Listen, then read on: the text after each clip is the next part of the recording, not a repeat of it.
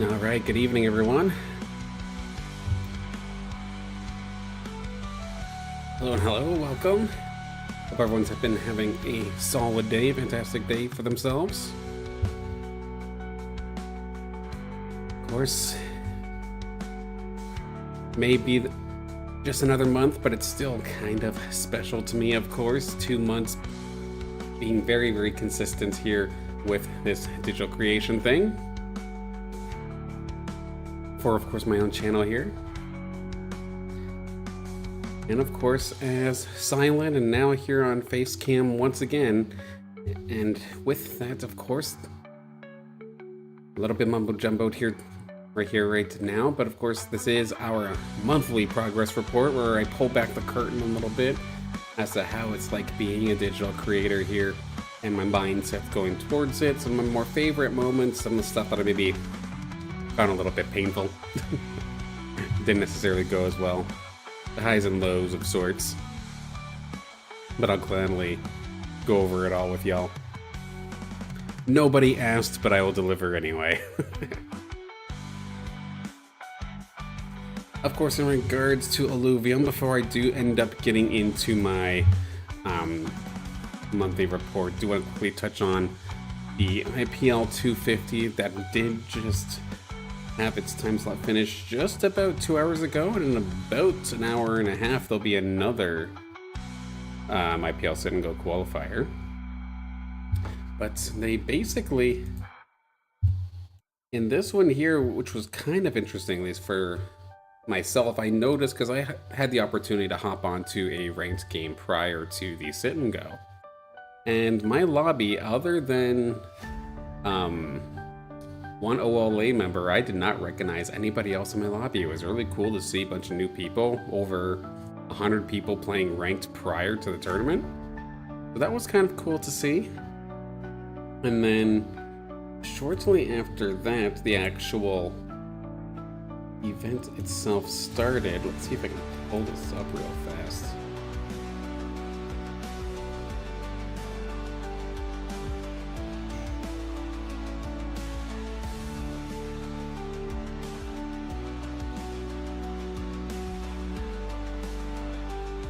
Camera's being funky with me here, don't mind me for a second. That is one thing that I'll just say right off the rip. I don't know what it is with my camera as of late, but even in the IPL 500 from last week, I noticed it was being kind of weird. So hopefully that gets figured out sooner rather than later, because I don't like making quick, scuffy adjustments like this on the fly. I'll do what I gotta do, but I did fit in a box at one point there. There we go. Yeah, run it like this for now.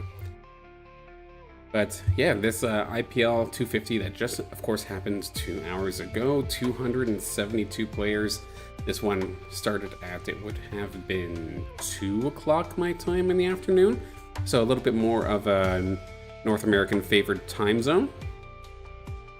And it definitely worked out rather nicely, at least for myself. I had the opportunity to play in it. Did I do very well? No, but who expects otherwise? But it was interesting, of course, seeing now that the leaderboards reset, there's just that much more pressure now too for players to not only take part in the sit and go qualifier, but to grind ranked as well, because I believe it was the top 8 that make it off of the leaderboard. And Soda in particular here, I know grinded extremely heavily, got themselves up into first in the world at one point. I believe Nariba and Fox Spirit took it now, but as that extra little bit of insurance you see here, they ended up just winning the whole dang thing, winning the whole sit and go. So good on Sota. Nariba back up there to show with a fantastic run as well. Tomo, been seeing them a lot more lately. Oh, awesome to see them up there. Nefer up there once again. Solid placing. And I gotta give a shout out here to Kulagast. I've only seen them maybe about the last week and a half, maybe 2 weeks, because they were brand new, joining us in Dreamers esports tournaments. And even when they first started off, like you can tell that they had like a grasp on things, but just needed a little bit more time. To see that they're already making the cut here to go play an IPL on the weekend is absolutely fantastic. Big shout out to Kuligas for pulling that one off. Editos hype, Midcrown hype, Psycho hype, Web3 Gaming TV hype, all names that's we're not necessarily too surprised to get up there. Midcrown I guess is kind of new to me, but good to see them up there as well. Detective Alanay, Hollow hype, of course, rounding up our top 12, and everybody else just right below, just barely missing. However, this does not take into consideration any of the other points, any other of the rankings. Like I was saying before, Soda's already in the top 8 of the leaderboard, so technically they shouldn't, like, their placement here doesn't count. They'll get in off of 1, so it means 13, 14 onwards would end up getting it. I'm not going to speculate because I don't have all the points in front of me. I haven't had the opportunity to really calculate everything.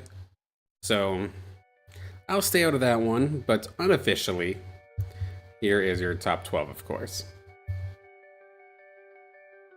But I wouldn't be surprised if people all the way down to, say, like 20th make it in. And in that instance, Hasu is new to me. Warfighter is new to me. Bakio is new to me. I can see Fancy Pants maybe making it in as well, but we'll have to see as we go through the weekend. We'll end up making it in, of course. And of course, there is one more time slot that starts as the stream is technically live. It'll be 10 o'clock my time, so I will not personally be participating. I am going to be passing out right after stream. You can tell with how I was kind of stumbling over my words a little bit earlier. Definitely exhausted. Especially from playing in the sit and go earlier. Over that in a little bit, but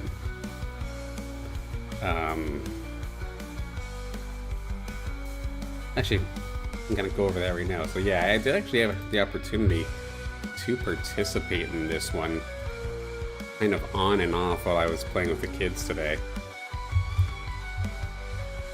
Not that I'm already searched. Oh, did I not even make the list anymore? It was 90 something. Yeah, there we are. Yeah, so I made actually 95th. Had a relatively decent start. But then I absolutely tanked my last 2 games. I think I was like 7th and 8th. That was bad, and then I never won anything. Only got on the podium twice. I got a lot of 4ths, which didn't quite do me justice. But of 270 something, 95 isn't too shabby. I'll take that. Normally, whenever I compete in anything, wherever the middle is in the rankings, that's normally where I am. And today, just a little bit above that, so small improvement. Of course, that was also something that I did end up doing over the last, or I think it was yesterday, for the first time ever getting into the 1300s in terms of my Illuvium arena ranking. And then also having the opportunity to get a few more games in. And we did end up breaking 1400 right before the reset. So that is an achievement I'm very, very pleased with. Very, very happy about that.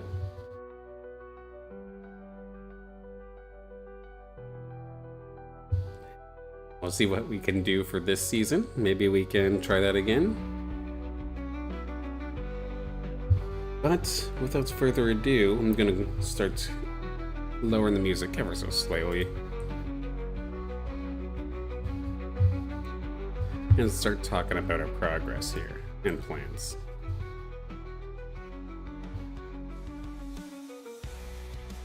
Okay.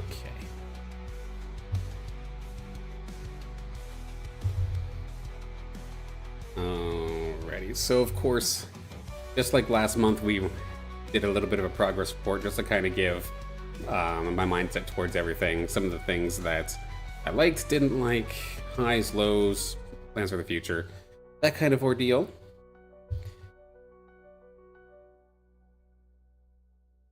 And I'll start off with one of the big ones. Of course, August was the first month that I completely committed to Illuvium as my main form of content for content creation.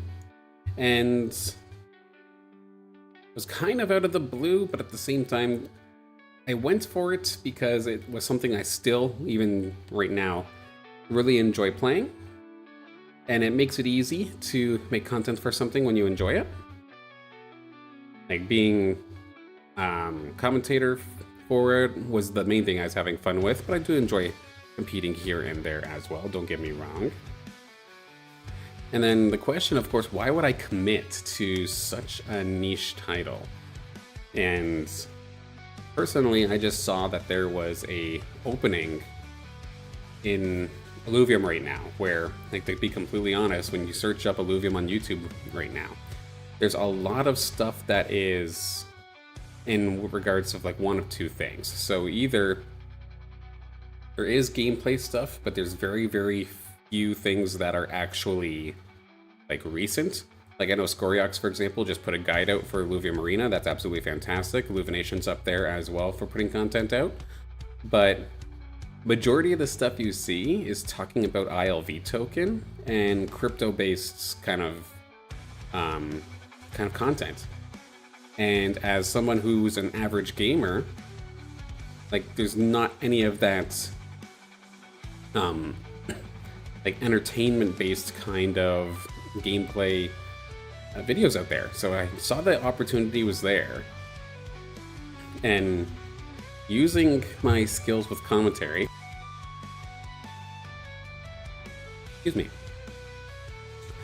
seeing the opening, especially one with gameplay, two with commentary, and then just like streaming the game in general, I realized that yes, the audience that I'd be going for is extremely small, extremely niche. However, if I do manage to crack it and like be authentic and just genuinely enjoy the game, having fun without like ulterior motive, not worrying about the crypto side of things, no, like screw crypto, just strictly talking about the game as a game, that niche was there. And I'm thankful that I've been able to crack it at least a little bit here over this month, to the point where there's been quite a lot of support from the Illuvium community. I've had a couple of negative comments here and there, but it's extremely small compared to when I was talking about collegiate esports last month. So I'll tell you what, it's been a much more enjoyable month for the most part here in August. So very, very happy about that. And it makes me want to do it again. So it's been an absolute pleasure. Of course, it definitely helped that one of the first things I had the opportunity to do in August ended up being coverage on the Illuvium Gauntlet's No Limits Leviathan tournament, where I incidentally became the mainstream for that event. Because that was definitely not planned. I was there just kind of casting just kind of like a proof of concept, and it ended up being the mainstream since Illuvium themselves did not have a stream for that event. So a happy accident in that regard got me onto the radar of a couple of the players, a couple of the staff members, which opened up the door to a lot of the communications and the opportunities that I'm kind of starting to see now. So the timing was definitely good. I knew that there was the potential for timing, and thankfully it's gotten the ball rolling. Now, in terms of the numbers itself, though, so I will say, by switching away from collegiate esports, and which is already relatively niche, but the benefit of that is I still get to tag like relatively well-known and popular subjects in like my subject line, for example. Like if I'm talking about, say, my tier list, for example, talking about which esports to get into, like I can tag Valorant, I can tag Counter-Strike, League of Legends. Like these are all big things that would help spread my my videos out there a little bit more, especially for shorts, for better or for worse. But of course, for Illuvium, much more niche, and for the longest time, because personally, I feel a little bit weird about it.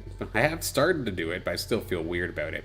I would originally be constantly using hashtags for Illuvium Arena, crypto, NFTs, and whatnot. I had to put a couple of filters on my YouTube channel in order to stop people from spamming it, but I noticed that like my content didn't get out there as much.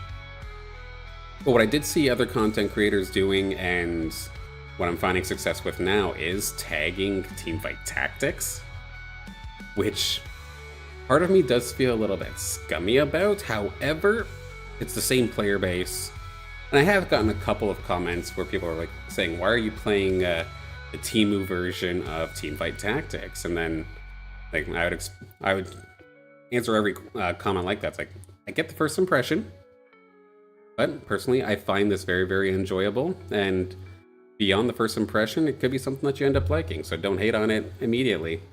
Take a look first. And at the end of this month anyway, things started to kind of turn around, because overall my viewership numbers was easily cut in half. However, watch time doubled compared to last month. And if anything, I find that as a bigger win than if viewership were to have doubled, because this means, at least to me, that whatever I'm making, people want to stick around for at least a little bit more than last month. And for it to have doubled, again, shows me that, yes, I'm reaching out to a smaller audience, but that smaller audience likes what I'm doing. So I can take pride in that, and I feel good about that. My best videos during that time, again, I was kind of talking about the Leviathan tournament. That easily was my best performing like main YouTube video. The grand finals of that Leviathan tournament, that was like the first time I believe it got retweeted out by Illuvium themselves, and it broke into the hundreds of views that time. Decent amount of watch time there. In terms of YouTube shorts, the Burn It Down one, where I had a little bit of fun with Seth Rollins' theme song, dropping the beat with a ramp fight alt. That was pretty fun. And then TikTok, the best video that ended up working was the Found a Hollow, where I was in the overworld and found a hollow Groko within minutes. Like, it was a second alluvial. I checked and found a hollow immediately, and my reaction to that one did the best there. And then oddly enough, on Instagram, one of my first shorts I ended up making, just talking about ramp fight being insane, because it got down to like 5% health, but it had Omnivamp, and it got, say, 5 or 6 alluvials in its ultimate, and it went from almost 0 to full health. That one got a lot of eyes, and I wasn't even tagging teamfight tactics stuff at that time. That being said, I'm saying like they did good, but I'm talking about like 200, 300 views. So in the grand scheme of things, it's still very, very small.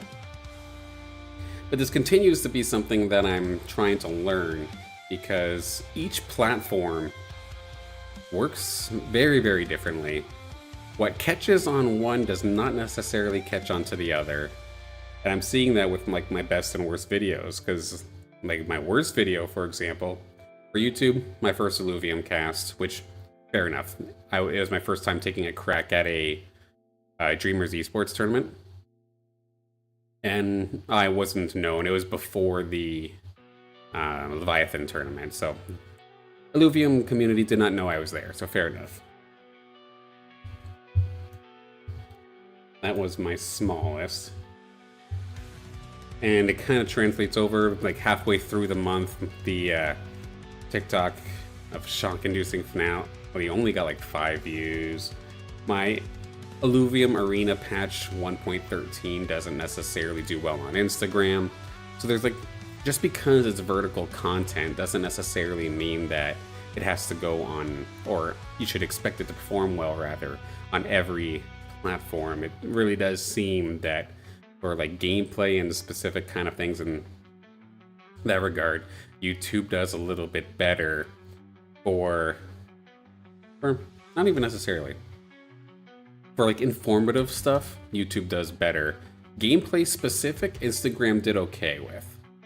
And then I just can't get anything to work on TikTok as of right now. I'm very, very lucky if a video even cracks 50 views on that platform. Obviously gonna keep on trying, keep on experimenting, but it is definitely tough. The best live stream was, of course, August 2nd when I was doing the Leviathan Tournament's Grand Final. But even then, I say best stream, but that was like 3 average views. So don't think like I'm popping off and making bank on this. No. I'm just saying that it was the best stream that I had. Doesn't mean it's any sort of crazy impressive number, though. What kills me, though, is that on Instagram, I do still manage to get about 30,000 views on my content for this month, but a lot of it is still just from the short that I made talking about Counter-Strike being in trouble in the collegiate scene for collegiate esports, because Valorant is more popular and a lot of schools don't want to associate their school name with being good on the counter-terrorist or the terrorist side. Like, so a lot of teams or a lot of schools that have esports teams are reluctant or don't pick up Counter-Strike. So of course I'm talking about collegiate esports, right? So completely different from pro. But people just don't read. People just immediately flock to the comments as soon as I trash on, or it looks like I trash on their game. The amount of times I've been told that I've been rage baiting or anything along those lines over this last month is absolutely obnoxious. I even I had to edit it in at the very, very top of my title. It's like, I'm talking about college esports, not pro, because 100% without question, Counter-Strike is a core top-of-the-line esport for professional play. But I wasn't talking about professional play. So I got a lot of hate, but a lot of views and a lot of traffic. A lot of interactions from that, even though it wasn't the most pleasant.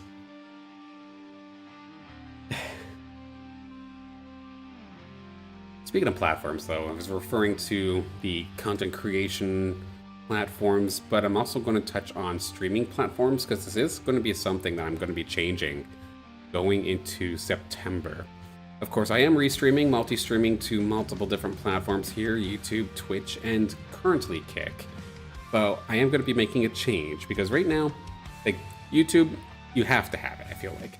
Because sure, YouTube is not the hub for gaming like Twitch is.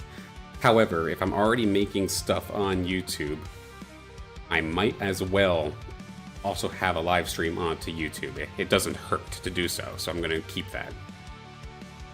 Twitch, for the most part, is quiet, but at the same time, it's where people go for gaming content. I still want to be there, even though the way the platform is behaving in other aspects is disgraceful and disgusting. I'm just happy I'm not a part of the politics side of things.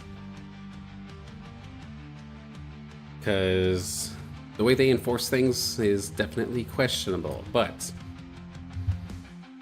I'm thankful for the most part. I can just put my head in the sand and try to ignore it as best as possible. But I still want to be on Twitch for at least a little bit longer, so I'll keep Twitch.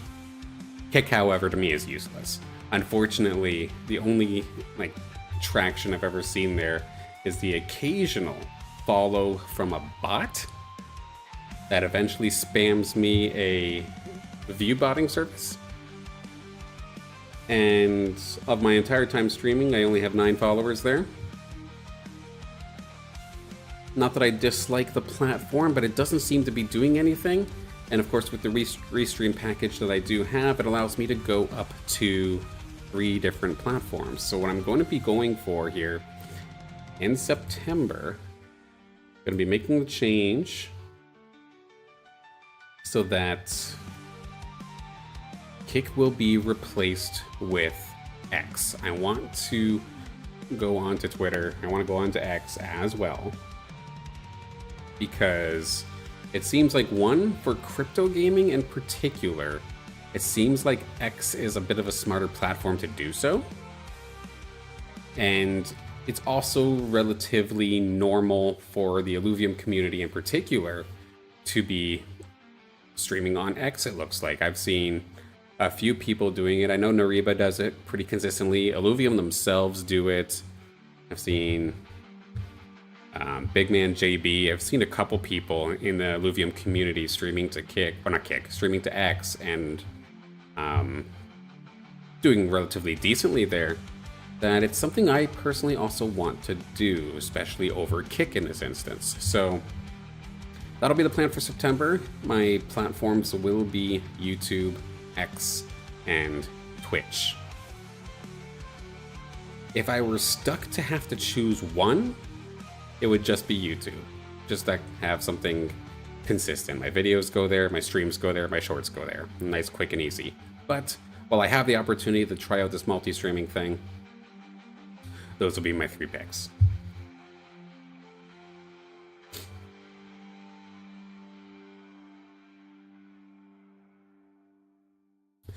Now, of course, I guess the elephant in the room, considering where I started, is this is the second stream in a row that I'm here on a face cam. So it is something I wanted to talk about, because originally I was starting off as a VTuber. And through this month, through some of the opportunities that I had gotten a lot of feedback, and it kind of started off originally with what was it, a week or two ago? No, it would have been last week, where the Illuvium Pro League had me on. And it was emphasized that me as my avatar would probably clash pretty badly with being next to actual people. And it would look really, really weird, and they're trying to be professional, and not that being a VTuber is unprofessional, but it does look a little weird. So it took a little bit of convincing, but I did end up going live with a face cam.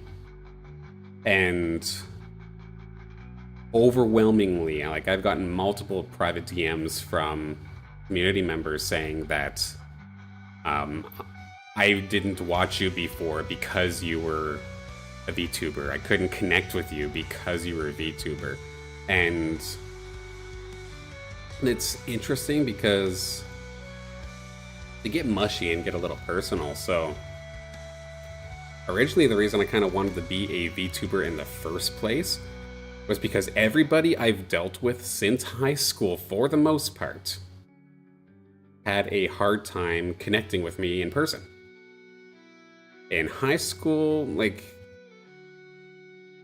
I've just always been known for having a bit of a resting bitch face. Or even, like, say in this instance here, like, I'm happy, yeah, I'm a little tired, but I'm happy to be here on stream, and I'm happy to be talking and chatting with y'all. But a lot of people would take my current regular tone as condescending, angry, that I'm not interested, that I have some sort of alternative motive to being here, and that I'm just hard to work with, is a common one I heard a lot. And like, in high school, I was forcibly given the nickname of serial killer because people thought I was angry all the time and didn't want to associate with me. But yes, I was an absolute loner. And that didn't get any better in college. I was a loner in all of college.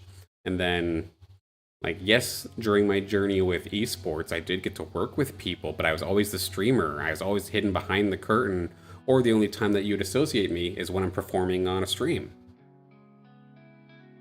But the people that I'd be working with would be happy that I'm there because I'm providing them a service, but then as soon as that service is done, it's like, okay, no, I'm not associating with you anymore. Think the classic Jim Cornette, thank you, fuck you, bye, is basically the vibe that I would be given. But that's not the kind of vibe that I would try to give out to people, just I always had a hard time connecting.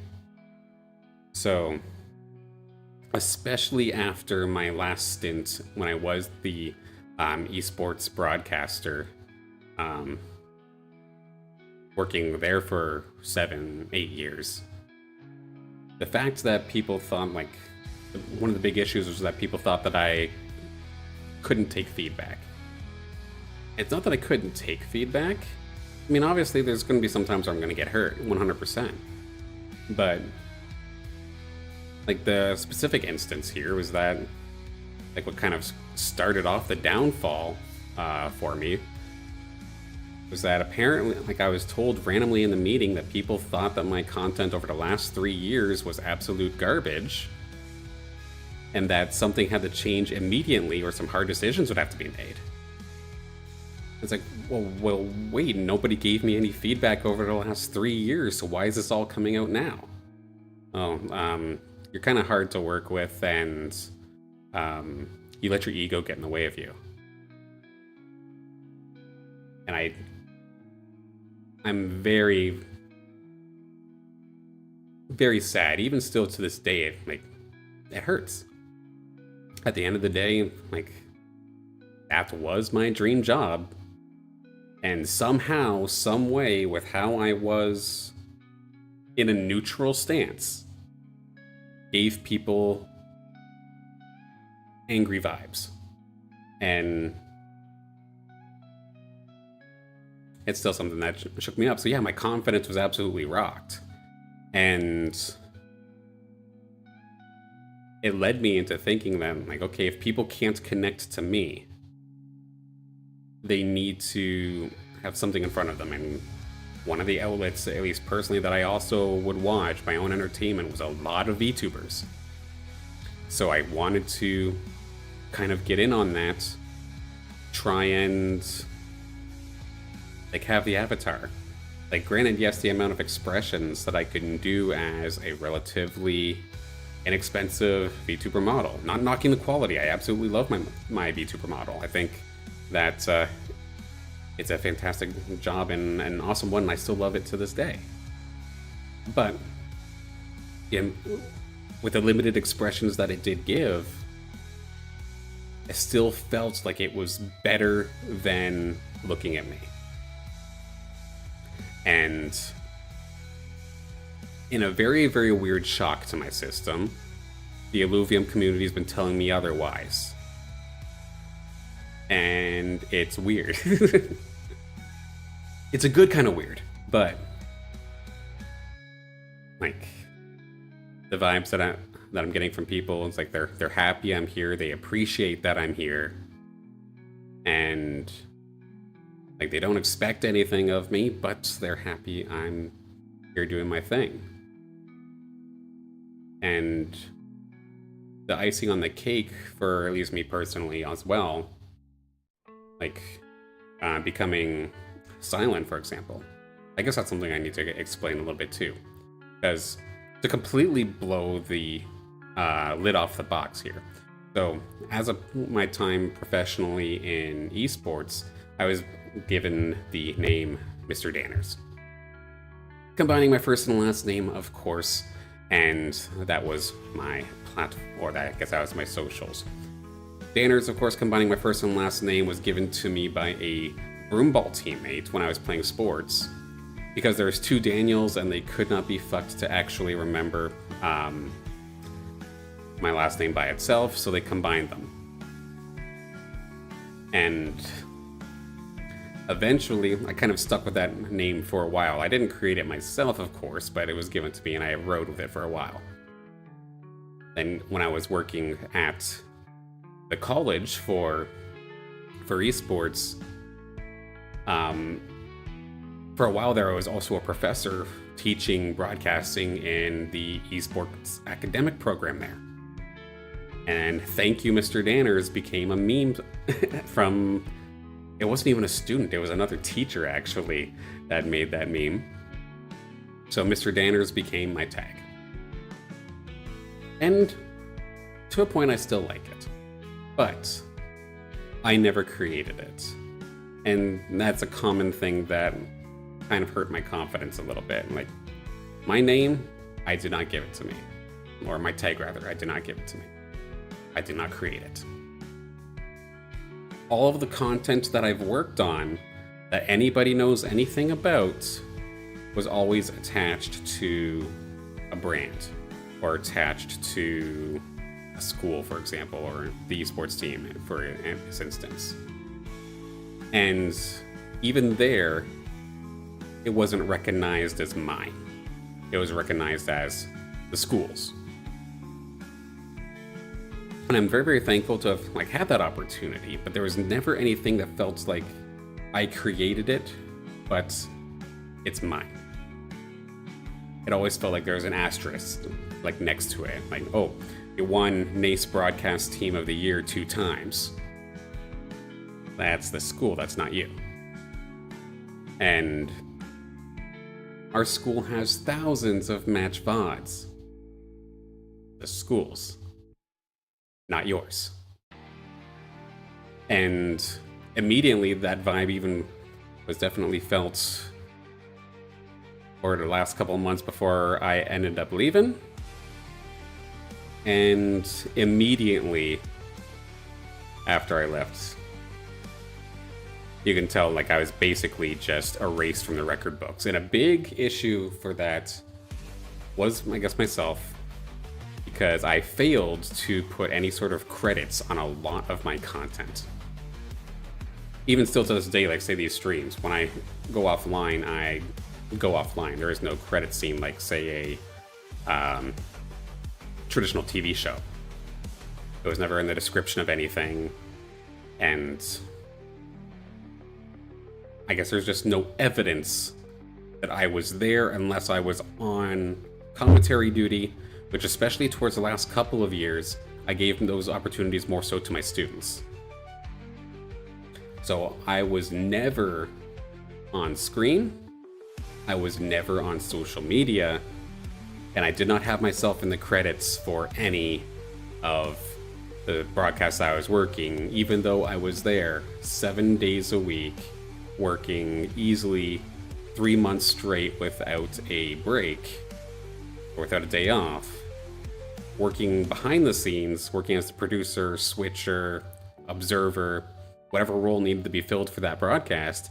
And if I wasn't doing any of those, I was teaching the students. So for all of that time, all of that work, I was never credited, and I did not put any credit in myself to back myself up. So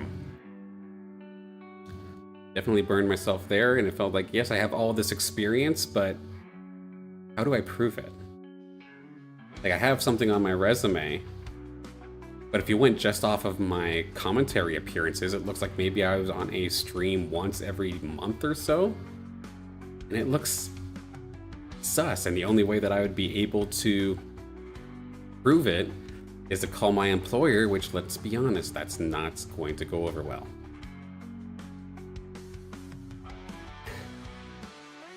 So I wanted to try from scratch to not only prove it to myself, but to take pride and making something that was purely mine. I created Silent, my VTuber, which is still going to be the tag that I am going to remain with. I am not going back to my old stuff. Silence Rand is going to live on. And I created that. Is it as catchy as my old tag? You can argue, but it's mine. My successes here on the Silent channel is mine. The failures are mine. All the content I've created is mine. I did not reach out to my old audience.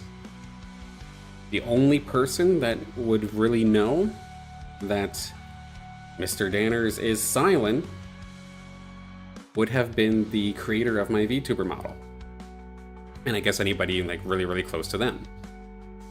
At least up until the point where I face revealed, obviously. Now anybody can tell and make that connection. But that's okay.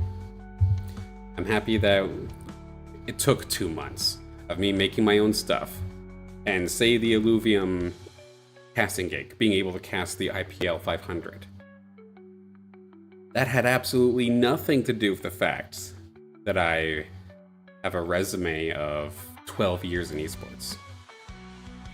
That has absolutely nothing to do with working for an esports team or being in college esports. That was me using the experience that I have, making something, putting myself into the right place, doing it myself. Getting onto the stream, and I mean, I'll tell you what, the Illuvium people that were on the stream, and the community in general, I absolutely love it, because y'all are glazing me up hard. And with lots of positivity, it makes me feel really, really good. I'm not gonna lie, it's really, really weird, but it's a good kind of weird. Because like, where have you been? This could not have been your first like time casting. And it's like, oh, if you only knew. Some of those people now know where I came from. But getting that original opportunity had nothing to do with my past work. It was just putting myself in the right place, with my own skills, with my own content, and I got the opportunity. I needed to prove that to myself that I could do that, and I did. And I'm very, very thankful for the opportunity, of course, that Illuvium gave me last weekend. The fact that they've been so supportive in terms of just like even retweeting or reposting my stuff. And the community as well, posting my stuff, commenting on my stuff. This is all new to me.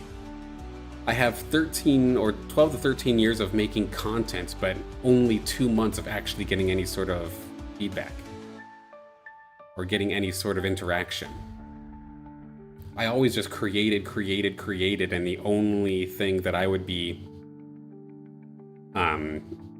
given in return of sorts is students thanking me as they left, basically. And it's not necessarily a problem, because again, as a part of like working with that college, like the big idea, at least personally, that I made it was like, I did not want you to be stuck working in a college esports broadcast. Don't be like how I was. Don't let the college esports broadcast be the end goal.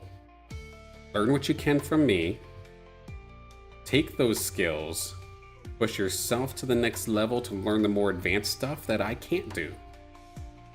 And find yourself an opportunity that I can't get.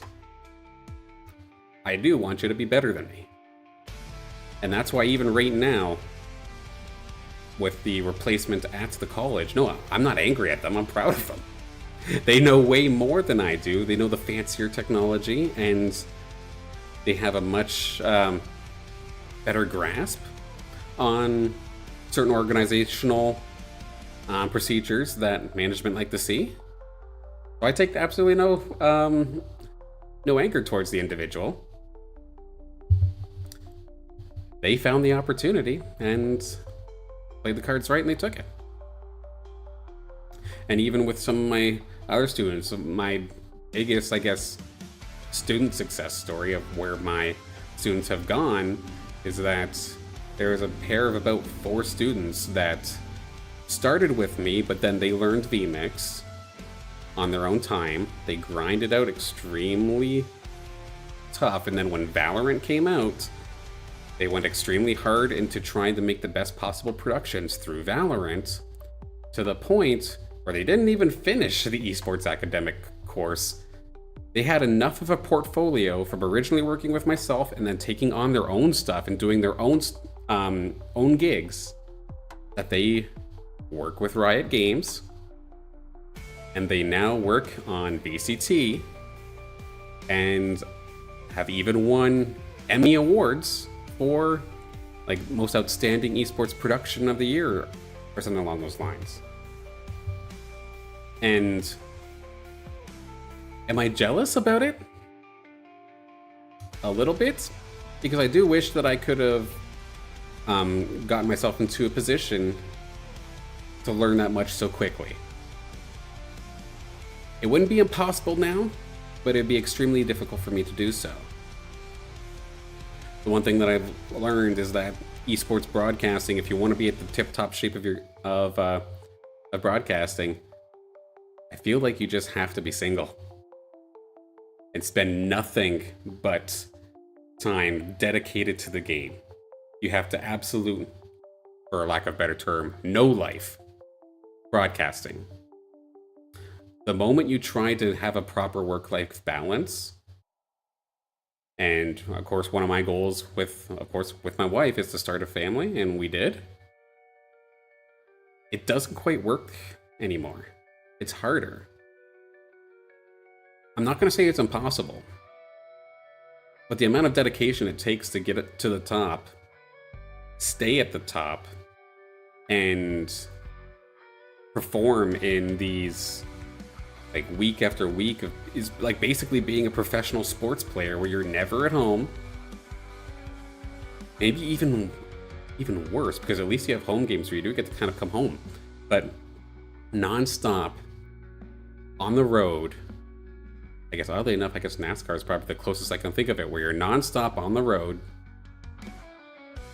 from place to place, but instead of traveling, you're just always at the office, which feels worse because yes, you are in your hometown, you are home, but you hardly get to see anybody. And I know, at least personally, I was losing out on basically all of my family time with the exception of the summer months. And even in the last year or two, even though the college esports season had ended, because we were a part of an esports arena, people started to try and put events in during the summer, which in turn stole me away for even more time.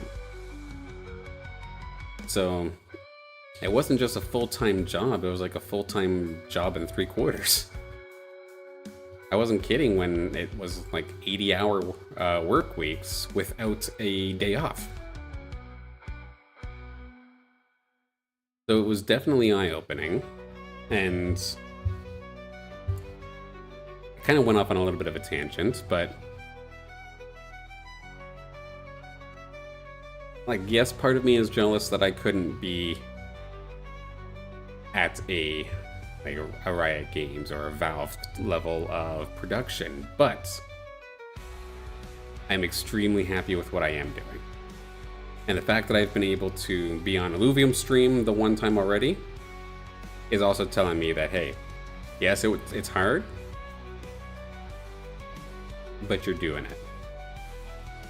And I'll tell you what, with the broadcast right now with Illuvium, compared to week one, where week one you can tell it was thrown together, but very, very chill, and by all means it was fine for what it was.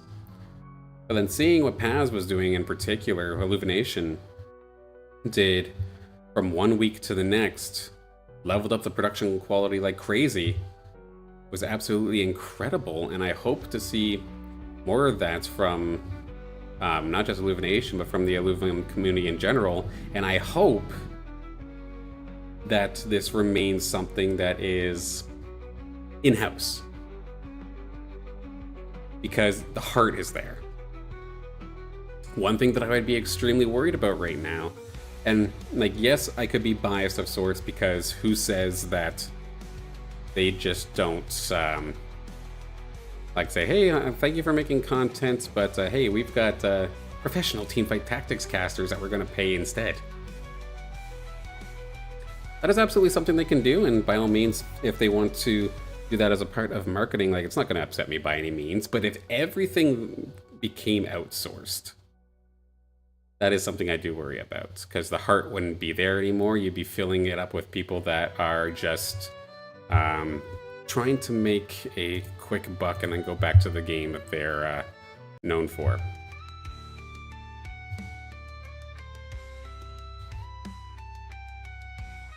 So it is something I worry about, but I don't think I have any reason to worry about that right now, especially since of how crazy they leveled up the production just in 1 week alone. And then having that opportunity, of course, be on the IPL, and then from what I understand, as I was just,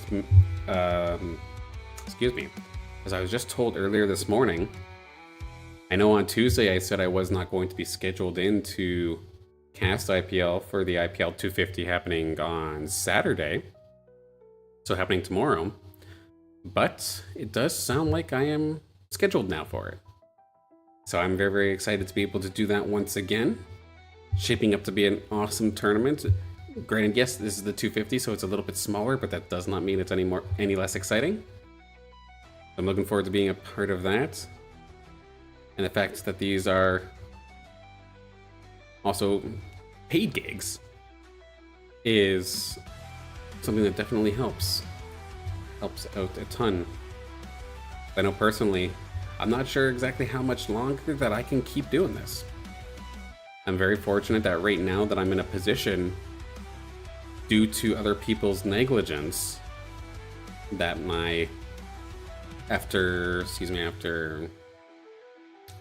5 years of hurt, courts eventually ruled something into my favor, and now my bills, for example, are very, very inexpensive. But it's not going to be like this forever. At the end of the day, I'm still trying to support a family, and there is going to be the time where I need to pick up something more than likely more traditional to kind of keep food on the table. Now, it's not meant to pressure anybody by any means, but I will say the fact, again, that these IPL gigs are paid gives me that extra push to be able to say that, hey, this is possible. I can keep pushing this. And not only does the community appreciate me and are happy that I'm here, but that they're willing to keep me here. That's what I'm still trying to wrap around my head, because again, I'm not used to being appreciated in the work sense. So this is definitely a shock to the system.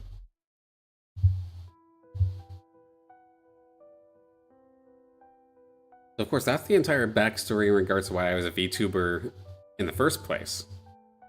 So now what? Going into September, I plan on not 100% dropping VTuber, the VTuber model, but majority of my content will be Facecam.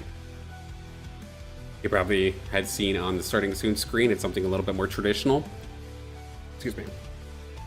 A little bit more of a traditional stream, and rebranding everything is going to be something that's going to take me a little bit of time. I know I kind of got exposed a little bit on my last stream because I had no gameplay overlays or no camera overlays or anything along those lines. It was still very, very splotchy and bare bones. So rebranding in that sense, even my channels itself, as of right now, the VTuber model is still the icon, the face of the brand. That may be something I still keep, but at the same time, you won't see the VTuber model as often.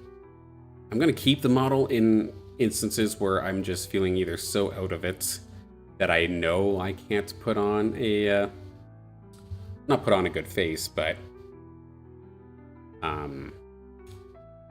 say I'm working at the same time the kids are up and I don't want the kids to show up on camera, I might put the VTuber model on, kind of thing. So it'll still be used here and there. It's not going to be completely gone, but moving forward, going into September and for further notice, it will be majority Facecam.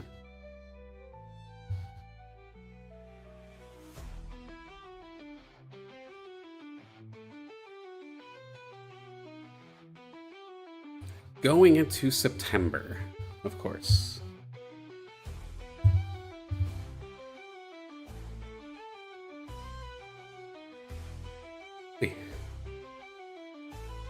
Going into September, the content that I'm going to be doing majority is still going to be Illuvium.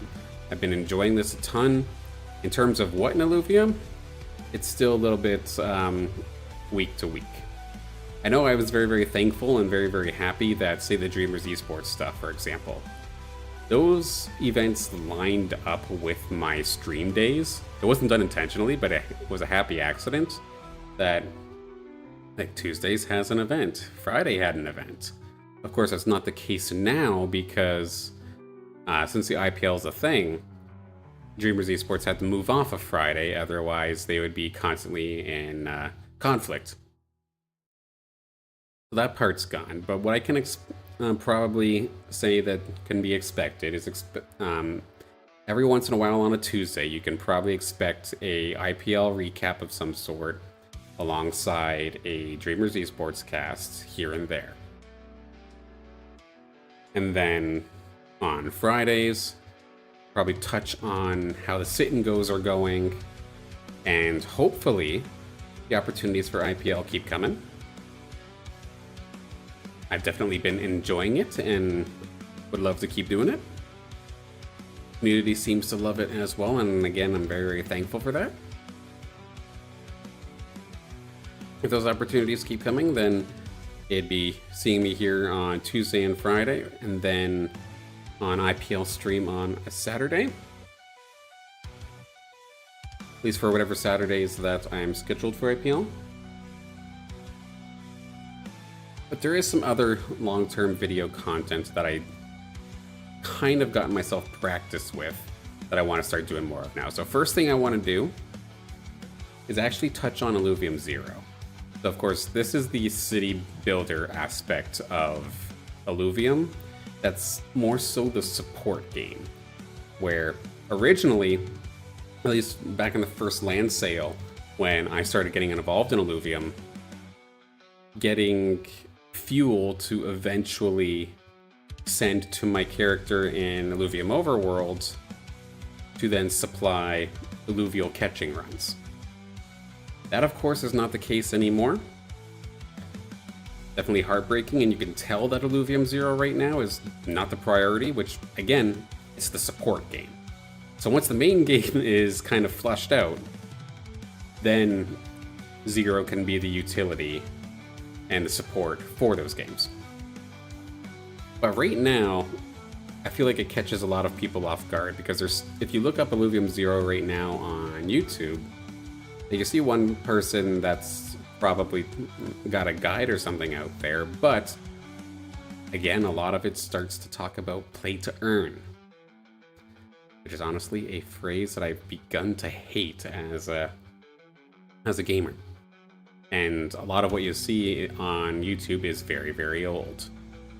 So I would love to be able to make a video for Illuvium 0, partially a guide, but also as an honest video in regards to what, as an average gamer, entry-level gamer, can you expect with Illuvium 0.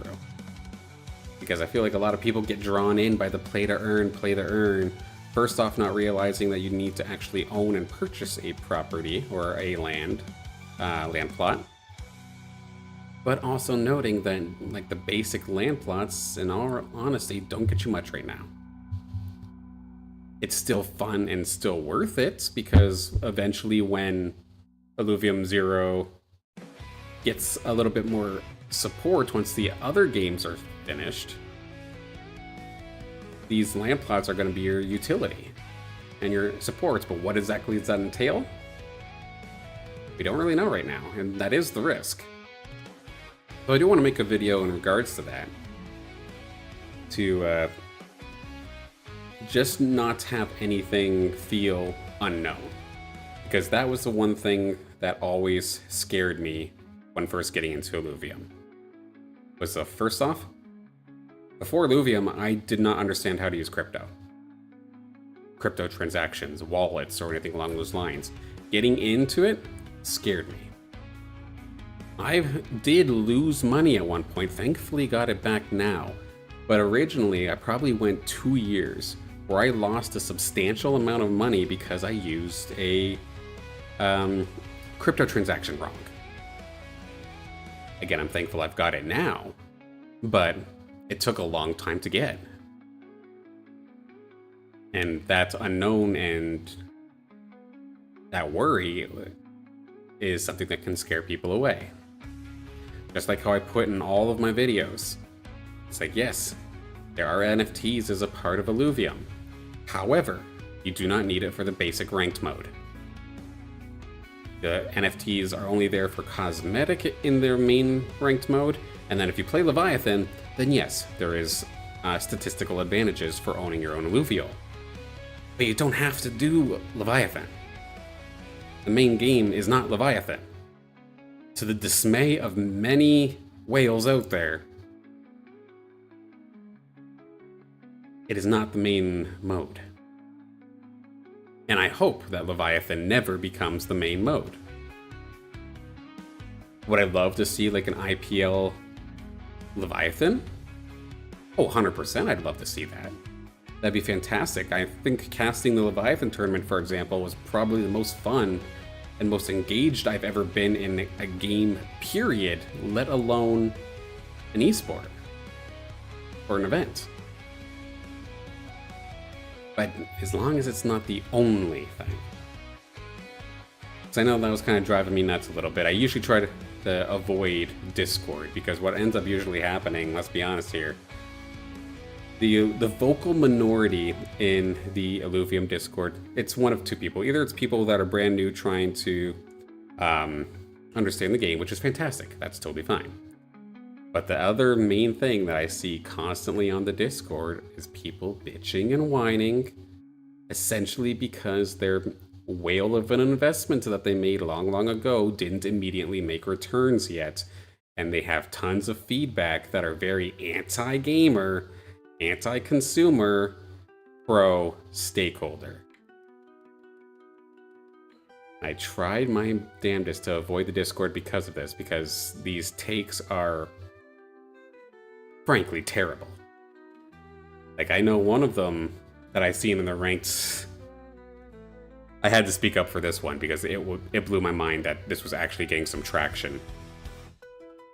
Like, in Illuvium's public Discord, they were discussing in the Illuvium Arena section that ranked mode should be locked behind purchasing the Battle Pass. And that it would be a very, very cheap Battle Pass of $50. Pardon my French, but that is fucking absurd. First off, ranked is a core game mode. It should never ever be behind a paywall. Second, if the battle pass is $50, that is absurd. It is very, very anti-consumer in my opinion. Of course, it depends on what the value is in the battle pass, but a $50 battle pass is ridiculous. I wouldn't be able to do that. I love Illuvium. I couldn't buy that. And the argument that I was seeing from some of these people was like, well, then we're not, this game isn't for you. And it's like, okay, well, we're never going to grow then.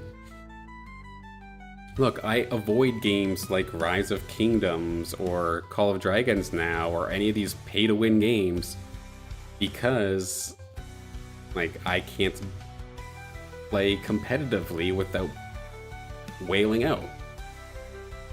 If that ever happened to Illuvium, I would be heartbroken. I'm very, very thankful that, because I guess the big thing that they're worried about right now is bots in ranked player, multi-accounting to like boost your friends or something. So they want to add a paywall to ranked because the IPLs, for example, the sit and goes, is just playable through ranked. What I'd argue is that, say for season 2 of IPL, is that they should have a separate queue. Because I know, even personally, there's been times over the last week or two where these IPL sit and goes are happening, where I might come on and just want to play a casual game of ranked, which I know casual and ranked should not necessarily go together. But look, I'm not looking to try and qualify for the tournament. I was just looking to play a game of ranked.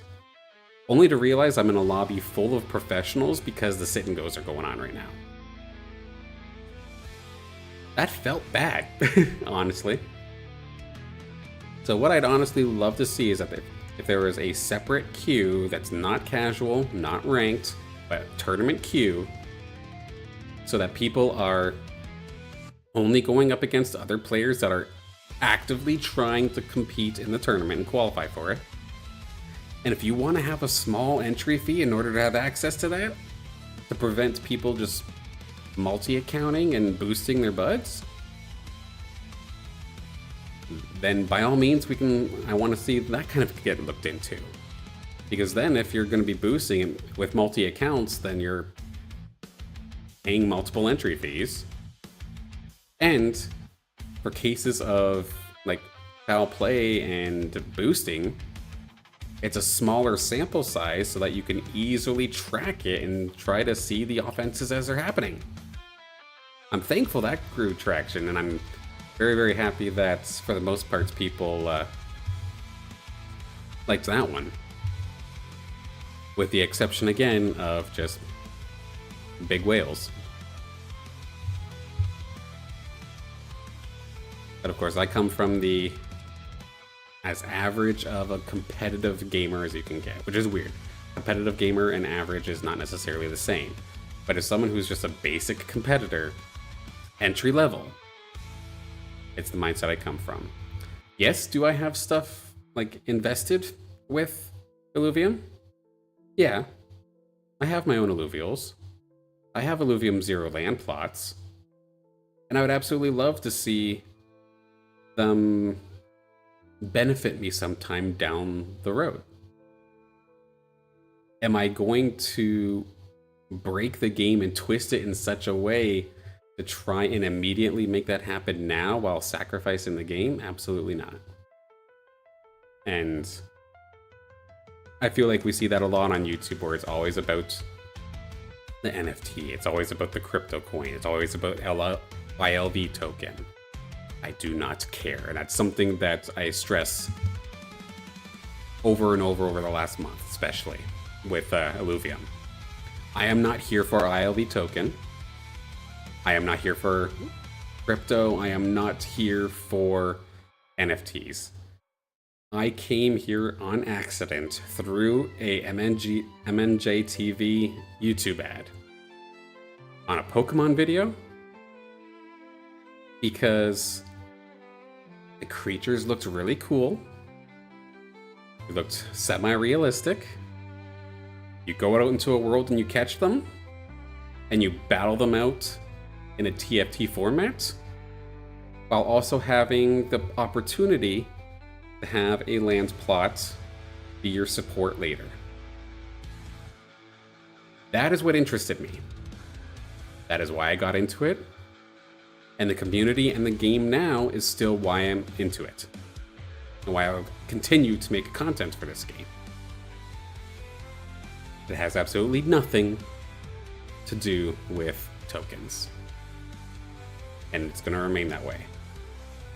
If my mindset somehow shifts, it's time to leave the game. And thankfully, I don't see that happening.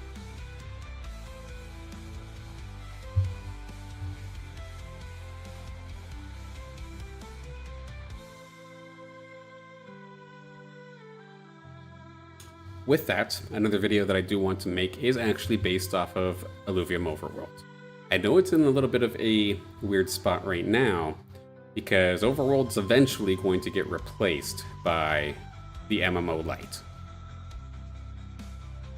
Which is odd, but there is still time that if somebody wanted to go out there and catch their own alluvials and have their own alluvials, that they could. And if they're starting from scratch now, there are some good videos, thankfully, that are still relevant. But again, it's very dated. I don't think I've seen a video that has the new combined fuel system. It's all still separate from Krypton, Solon, and Hyperion. That isn't a thing anymore. So, again, to try and avoid unknowns, I want to make those videos. Maybe 1 or 2 videos on the Illuvium Overworld, like catch this while you can kind of things, entry level into the Overworld. And yes, I know eventually that video is going to become obsolete. That is fine. as long as people getting into it now are able to capitalize, understand what they're doing, and then eventually when the MMO Lite replaces it, we'll go from there. And lastly, of course, I do want to keep casting IPL or any other Illuvium tournaments at the same time. Dreamers Esports, I'm sure we'll see a bunch of that. If I get more opportunities for IPL, I will be extremely, extremely happy. Because last weekend was a blast. And if there's more of that, I'll be ecstatic.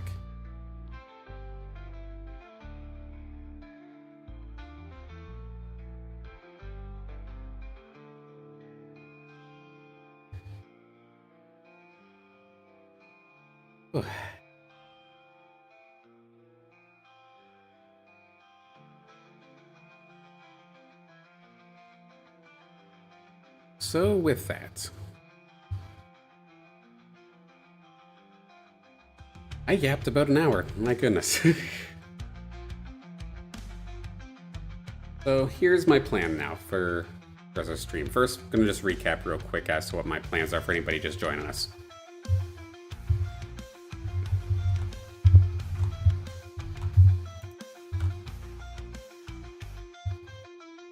So firstly, of course, going into September, Illuvium is still going to be my main focus of content creation. There is potential as September rolls through that the college esports season begins. There may be some topics that I try to touch on, but those might be more so towards shorts rather than long videos. In terms of Illuvium content, it'll still be the same mixture of long form and short form.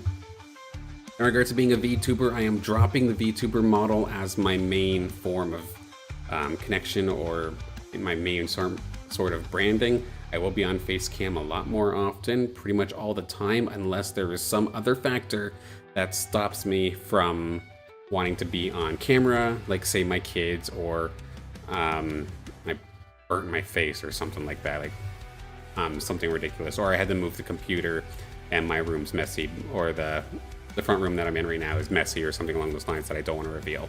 But the way that the setup is, we should be good. But majority of the time, you'll see me on Facecam. In terms of streaming platforms, Kick is going to be dropped. It is going to be switched with X. Twitch and YouTube will still be streamed too. And of course, I am still going to be doing my damnedest to cast as many Illuvium tournaments as I can. To sum it up without the personal fluff, that will be the plan. In regards to the rest of the plan here for today's stream, you might be able to hear it in the background, but before this next IPL 250 sit and go block comes through, I have enough time for one game of Illuvium Arena. So, I'm gonna play it in just a moment's time here.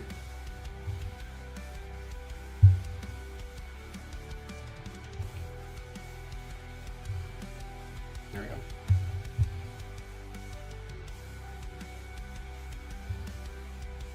Fix my camera for a minute here.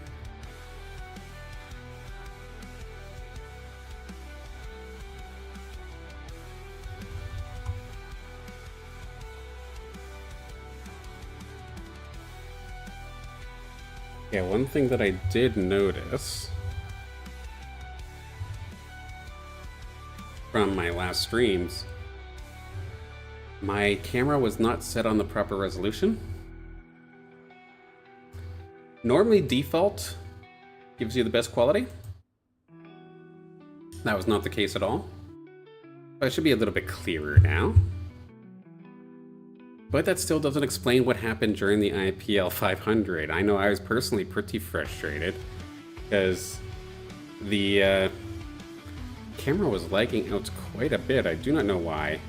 I know my microphone was also kind of cutting out as well. I don't know if it was because we were on Discord or what, but of course, when I pop off, I tend to get loud. And for the longest time, I had audio equipment that would let me pop off, blow a gasket, if you will, and like sure, my voice might static up a little bit if I get too loud, but it would be able to handle it. The equipment here that I'm working with now is not so much the case, and it's still something that I'm trying to adjust with, because I know I've seen it a lot during the highlights of the IPL. I'd have these big calls I was very, very excited about, but then I'd go on to the stream and see that it actually just completely cut out my voice for certain sections. So that is something I'm well aware of. And that was another reason, too, why I guess I kind of hid behind a VTuber avatar for the longest time.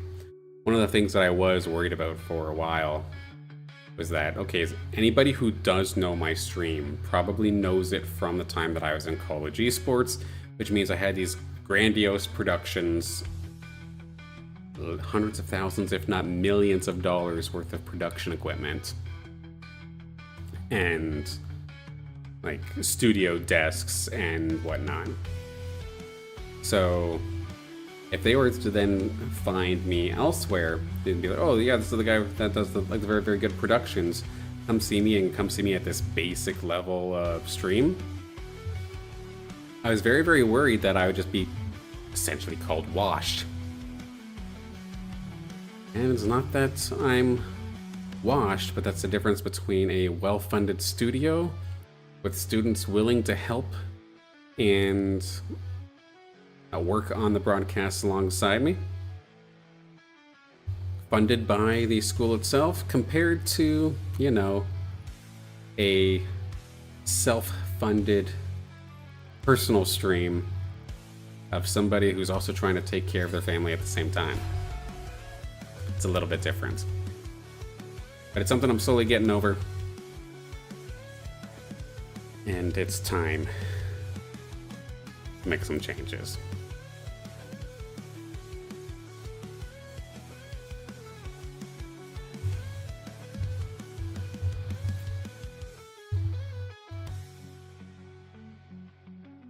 Okay, so of course this match is right before the sit and go timer, so hopefully any of these people competing right here, right now are aware of that.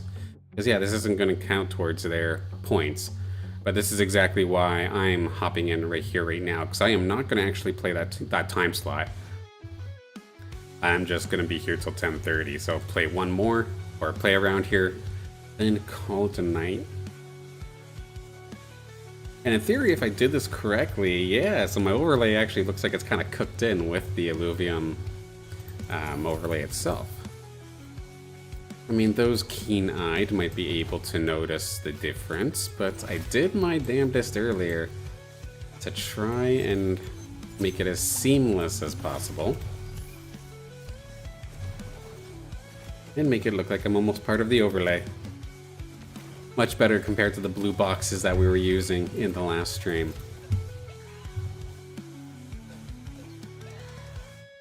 Of course, region for this one, of course, might have been weirded out why 3 alluvials were immediately on the field, but it is because of the Sanctum Mesa region this time, where of course everybody, as you see here, start at level 3 with 10 extra credits, so that's why things look a little bit different. And at least personally, I've been having success with playing with water. And with the lineup that I already have here, with the 4 waters on field, I feel like I can really get a jump start with the same kind of composition.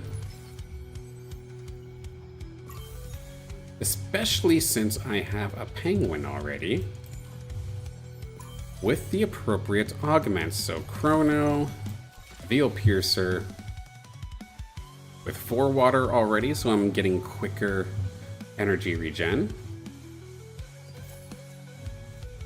And this is normally how my strategy would kind of end up working out. I would try to get 5 Bulwark, and then figure out what kind of DPS I'm going to go for that time, because depending on my augments is going to be the determining factor whether I go for a Scion or a Spellcaster kind of style, a fighter or a rogue style. So the fact that I've already got the penguin, of course, is definitely suggesting that I should maybe go for the Rogue, considering the Penguin is easily one of the best Luvials here in the game.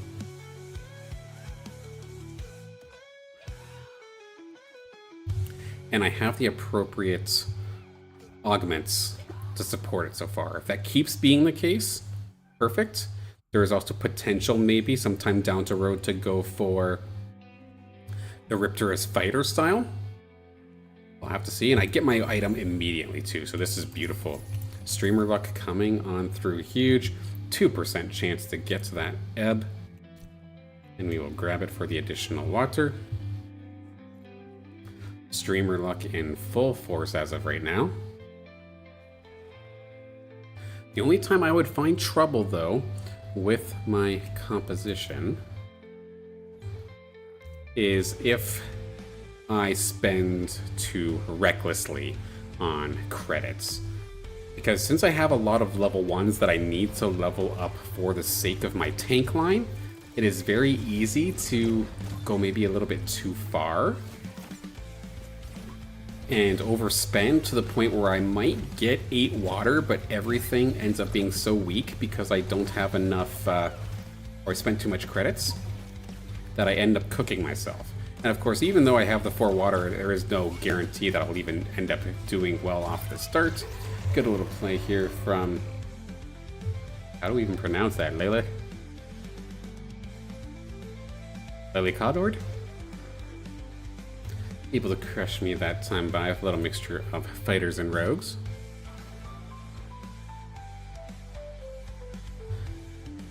But yeah, I'm going to end up leveling up to 5, and then level 5, level 6 is where I do a lot of my rolling, depending on what it looks like. And hang on a second, this might get interesting as well, now that the drone augments are coming on through. Rogue and Rift Striker, no. I'm torn between the imprint of the Fury Hearts and the attack speed. I feel like the Fury Heart is the play, because I really want to just add that to my Penguin and make this thing as cracked as possible. I can throw the fire onto anybody who's going to be doing some damage. For now, I'll just put it onto the Atlas and make them the second one or third one to get hit here. Optimally, I probably should have leveled up one more and gotten maybe a Doka onto the field, or I could have put my Ebb onto the field. Give me a little sustain in this one.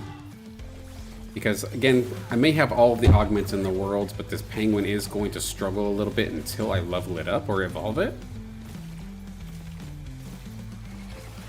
I can't expect it to be the carry yet anyway. I'm gonna level up. I know it's late, but this way I go into the round, the next round with the new odds down here in the right corner. I'll end up losing this one, but that is fine. Getting the Caribou leveled up is pretty cool. That works. And now I want to see, so someone's got a Riptorus, but it's fine. I don't necessarily worry about anybody who has something as a level 1 per se.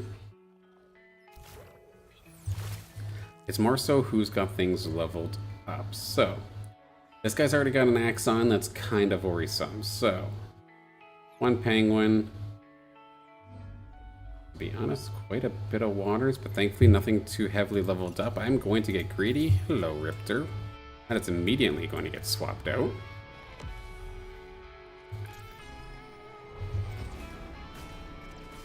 I'm going to end up skipping the links this time. I found a lot of success whenever I'm able to find a stage 3 fully evolved lynx like relatively early. That can essentially carry my team all by itself if I really wanted it to. Scion is definitely hit or miss, however. A very close battle. I think I'm still going to end up losing this one, however. My ranger is not targeting the Rye, so they're going to be able to get point blank here on me and take me out.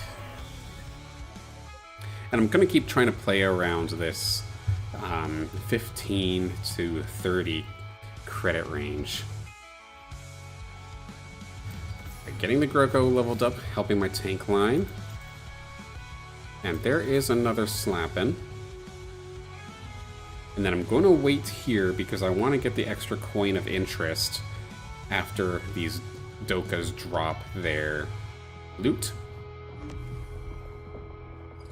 I know it's only for 1 extra credit, but we will take them where they can, and then we'll also get to see what the carousel brings. I'm essentially right in the middle. If we were able to find another penguin, that would be absolutely ridiculous. And then getting this allows me for the engine. When I get the 2 purples, for the first time I get a spellcaster item, I always look for an energy generation one first. Then I go for power. So that's why when I saw the essence siphon there, that's exactly what I'm looking for. One thing I'm also happy to see is a penguin, but it's going to be on the other side of the field, so I am not guaranteed to get this. Does not look like anybody's going for it though. I was able to get it uncontested, so that works out nicely.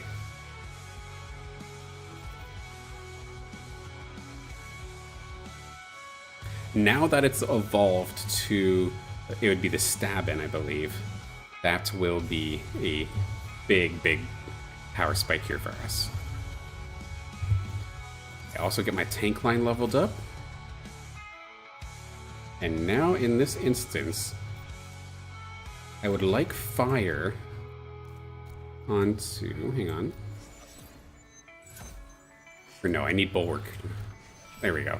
So this gives me Harbinger, so now my Axon's got a buff. My Penguin is here ready to play. I want my Riptor to have fire so it does a little bit more damage, get the Essence Siphon so that it stings faster, and give it the purple augment so it stings a little bit harder. While I was working on all that though, I did not consider the Rogue in the backline going to immediately jump on to my Ranger. So it is going to go down pretty quickly here. Let's see how everybody else holds up. Cardilox, or Cardilo is going to end up falling. Penguin is still relatively healthy.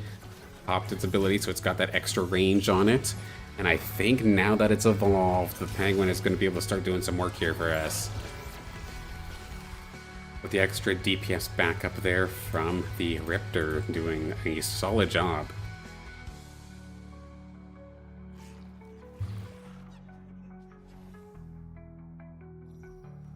And then here's where I tend to check and see about the tanks in particular. Nobody has gotten the Cardilox, nobody has gotten the Axodon.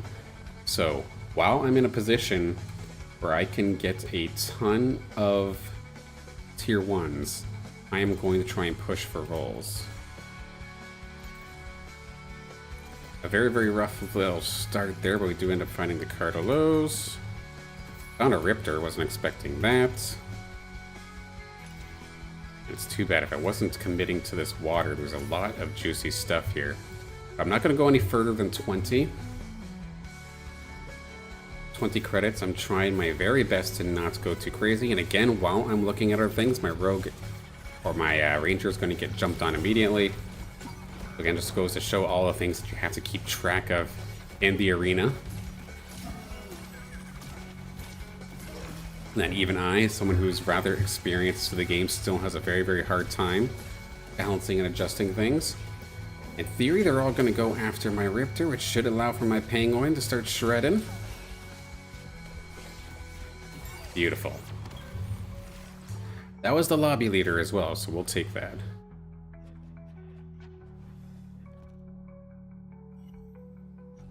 Okay. Now we're very close to that Cardilox, so I'm going to take a look one more time. If anybody even has... Okay, so Riptor is kind of being challenged, but so far tank-wise... No, there is no challenge on tanks, so I'm going to try this one more time. There's the Riptor. And because I was buying things, I'm going to fall below 20. But it is, again, because I actually bought Illuvials, so I'm not as hard-pressed about it. Trying my best to avoid that Vermilio this time, finally positioning myself relatively decently, but I am 2 levels down on this guy. I highly doubt that I'll be able to take this one just based off of the levels alone. But we should be able to do some damage, and I mean, if my penguin is left unattended, it could be troublesome here for Edo. My Riptorus is going to eventually fall here, and now that it's just down to my Ranger and my Penguin, as powerful as the Penguin is, it is not going to be able to survive this one. And of course, as an extra cherry on top, they had that stun from my Ranger literally as soon as they got targeted. And that's okay. Upon seeing how much credits they would have spent off of leveling up. Excuse me, I knew I was basically cooked on that one. I do like having the additional stun as a part of the utility here with this Ranger. And now, how far am I? I need one more Caribou. And I'm kind of eager to find it, I'm not gonna lie. I'm finding Atlas. Penguin. Yeah, I blew everything. I'm not going to end up finding it.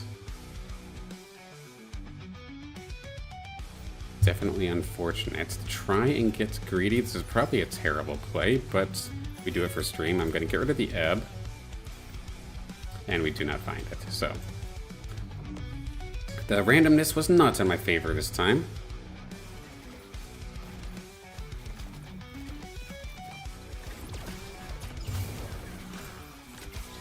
I'm gonna... Optimally, I would love to be able to find it, but I think I do need to start worrying about my level. Literally nobody is running this, so I'm so surprised that I'm not able to find it. But I'm definitely starting to take a lot of heat, and I don't have any credits to try and compensate.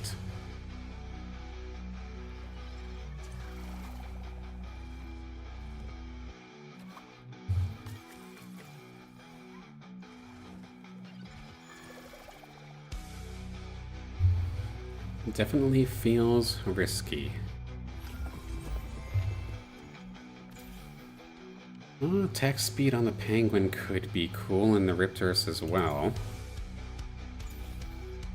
I'm going to end up going for it.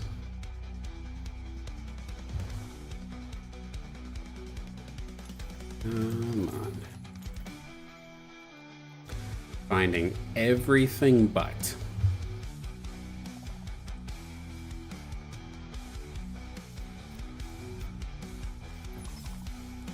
I'll get some credits coming up here from the NPCs.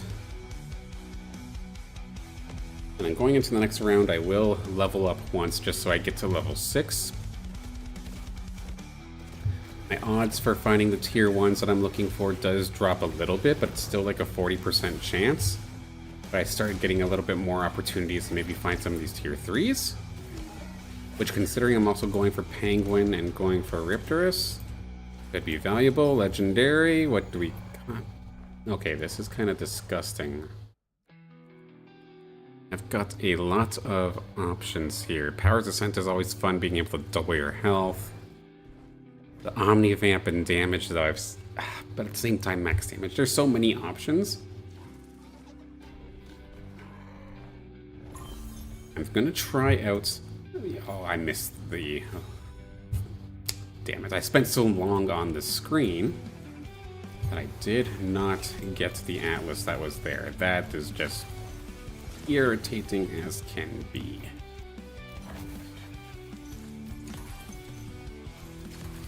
When you yap so hard that you drop the ball, sometimes it does happen to the best of us, I suppose. Okay, I'll level it up. I do have the Doka here. This gets me 6 water, so this is kind of nice. I need to try my best to keep my Ranger safe, so I'm going to keep it alongside my Riptor in case any of these rogues dive on in. The Doka is going to just be a meat shield. I do not care. It's not going to be doing that whole heck of a lot anyway. They are not my win condition. They're just trying to slow things down for my Riptorus and for my Penguin, as we see right in the top corner. Now that we've got the snowball going through, this thing is just going to be an absolute unit. Shreds through. Out-leveled does not matter.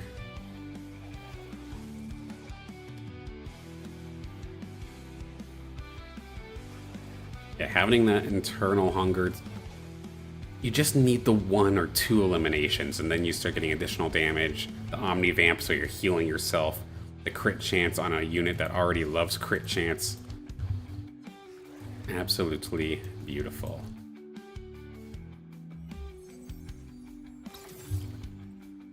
Quickly gonna take a look one more time and see if anybody else went for card locks before I do anything. There is one.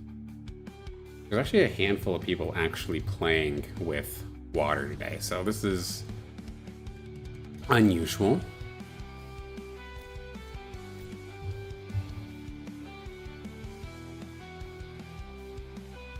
But with that, I also feel like I'm kind of pressured to roll as we do find the 1 penguin. And there's the Cardilops. Okay, there we go. The dash coming out here. I kind of want to give my Riptorus the fighter buff, so I'll keep the Doka for now. But if I happen to level this thing up to the Rake and evolve it, then it may be worth switching out. Does my penguin stay safe here? Does have Riptorus there as well. Few eliminations on the board here. Now if the penguin gets targeted, it's not such a big deal. So as we can see, it's still completely full health, swinging away. Able to sustain, granted not perfectly. It does need the rest of the Illuvials to show up now that that stuns onto it. But now that we're getting a few more eliminations, look at its health bar just fill right back up. That's exactly what I'm looking for. Perfect.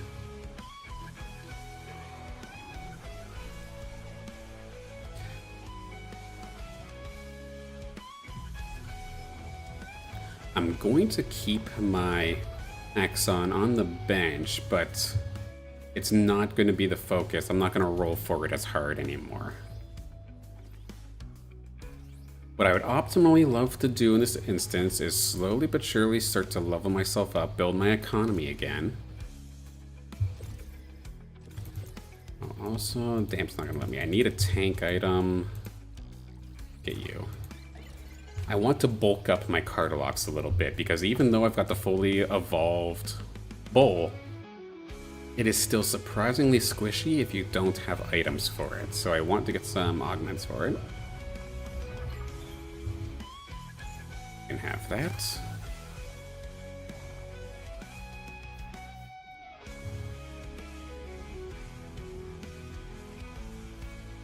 You can go down there. I need to give my fighters a path. And go like this. Rogue's gonna jump out, no problem. Don't need that, so I'm just gonna sell it off. And try to slow down a little bit. I spent a lot at the beginning here. I got the big tank that I was looking for, at least one of them. I would have loved to have had 2, but it looks like it's being challenged a little bit. A good stun there for my Groco to slow things down. That's 2 eliminations now for my Penguin. And hopefully they can shred on through. But as you can see, the Bull is already gone, so it's completely reliant on my Penguin to do damage. If it gets stunned, we're out of luck. It's going to be close. That taunt is not going to be going very good in my favor, but it is hanging on. Now it's down to one-on-one, which I am going to lose, I believe. So very, very... I don't mind being wrong. All right, let's go, Ranger. I was not expecting that in the slightest, but we will take it. Move my fighters to the opposite side. I do not like having my fighters immediately just run into their death. Same thing goes here for my Penguin. I am going to pick up the Heady here. I would love to have a world where I have 5 bulwarks, with then my final unit being my other Scion. And of course I have plenty of room to also replace the Doka.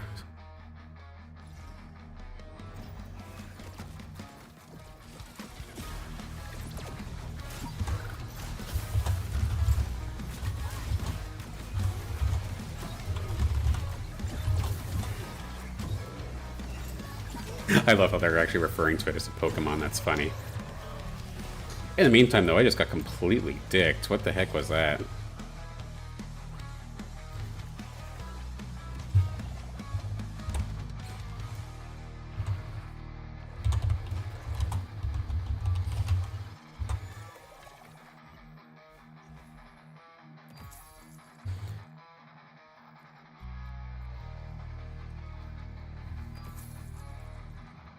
Yeah, that's exactly why I like having these informative videos out here, because I do not blame players for thinking that maybe the H in the names is a power-up of sorts that they don't know about.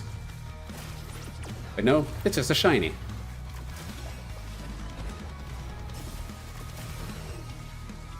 Okay, getting the yellow is good. I would love to be able to get another. Where'd it go? What are you? Ugh. Not the kind of imprints that I would be looking for here. I'm not going to be using the air much longer, so I'm just going to use the air. Not the air, the earth. Give myself a little bit of extra resistances here. Personally, I've been finding some success with the additional attack speed upon Omega, so I'm going to try that again. I'm going to give the earth benefits here to my Cartalox, as well as this yellow buff. Strengthen them out a little bit. And I really need to start looking into maybe leveling up here. How many penguins do we have on the board?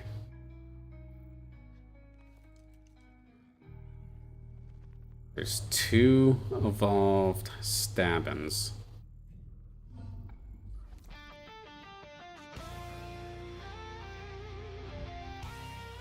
Kinda want to dive them in. Okay, no. Well, put him here so he has to walk a little bit.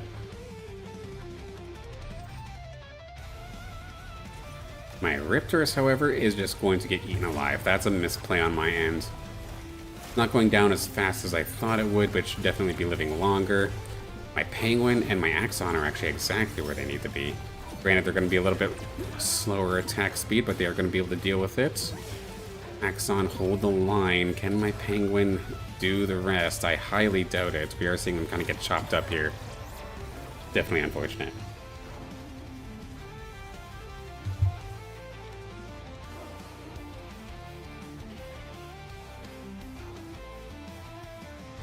Yeah, so definitely a little rough. We're kind of in the middle of the road.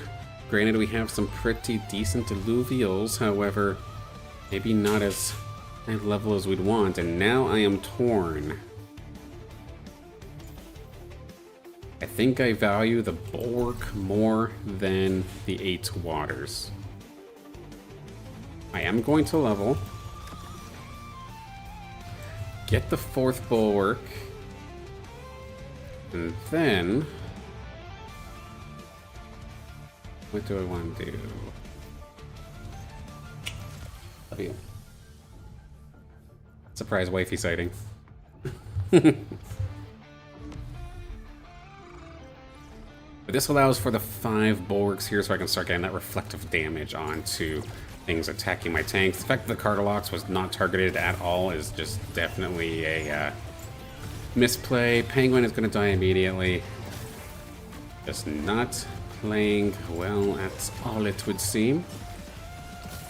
Got a few more chances at this here. 25 health remaining. I'm not used to so many people going for water. I normally make the joke that nobody except me really goes for it intentionally. But surprise, exactly. Like the fact of that Edo here, I need not Edo, who was it? Lil? Yeah, Lil has the Riptorus a little bit as well, so. Okay. I've essentially got what I want. I think I am going to... I want to get rid of this Doka, but I like giving my Riptorus the extra buff.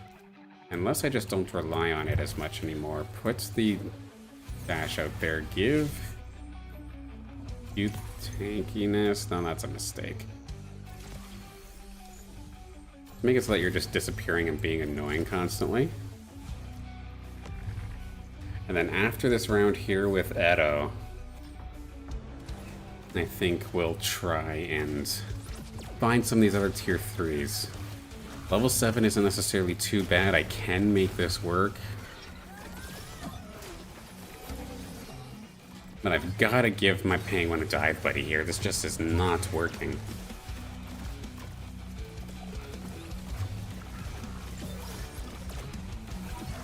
Yeah, I'm going to be absolutely destroyed. So last opportunity to pull this one around.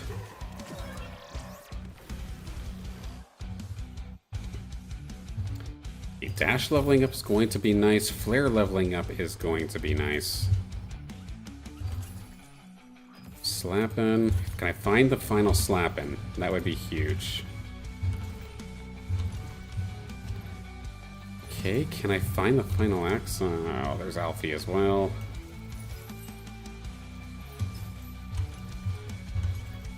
Looking for that Penguin. Probably not going to find it. No, I'm not going to end up finding it, so I need to try and position this properly. Rogues are going to dive on through. Hopefully I'll just teleport to the other side of the board. No, they will not. Dash leads. Penguin to follow. Riptor's going to end up falling. Granted, they at least have the one tank there. That's a good shot from their links, though. My Slappin' needs to start swinging because it needs to heal, and it's not going to end up doing so. Up to the rake. Decent damage once again, but I'm just going to end up dying, so...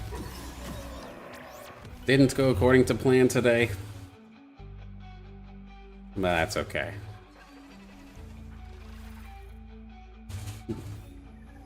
You're good. Can't win them all.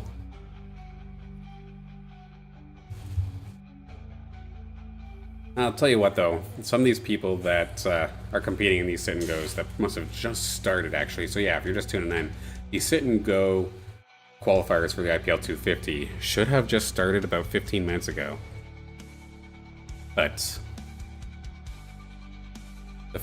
having to play these 4-hour blocks, like, it's definitely a grind. Like, as a part of casting esports, I've casted some long days before and gotten extremely exhausted. But just playing in a 4-hour block once, for example, had me so tired that it wasn't even funny. Let alone some of these people that are trying to compete in one, maybe didn't make it in the first one, so they do it again. I have a hard time playing anything for more than 2 hours, let alone 4. So big props to everybody who were able to hang in there. But with that being said, it shall be time to wrap things up here for tonight. Call a night, rest up as best as I can, because of course I will be, at least as of right now, could very well change, I'll let you know if it does, but as of right now I will be on the Illuvium stream for the IPL 250 tomorrow. I believe it's at 10 at night. So, a bit of a later one. Now, personally, I'm going to be exhausted, but we will do what we can to put on a good show here for this IPL 250. Should be this similar to last time where it was semifinals and then final, is what I believe we are going to end up covering. If this ends up being a 2-day thing, I'd be very, very shocked. But we will see. That being said,